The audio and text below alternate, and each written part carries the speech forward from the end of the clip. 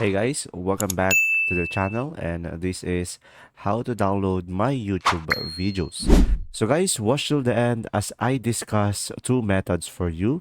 So first, just simply go to the left side of the screen and click on your videos over here. And now from here guys, it will redirect you to another tab and you should be able to see all of your videos.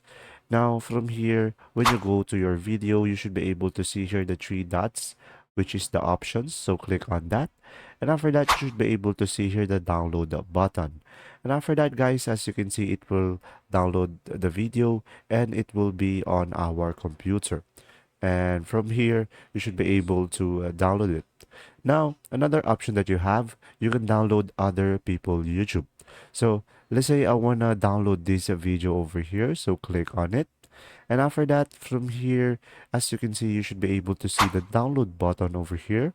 So just simply click on it. And as you can see, guys, you can only download the 144p and 4080p video. And if you want the full HD or high quality, you can go subscribe for a premium YouTube. So if you have a premium YouTube, you can go for higher quality. But if you're using a free one, you can just simply go over this one and click on download. And after that, as you can see down below on the left side, you should be able to see your download. You can just simply click on view over here.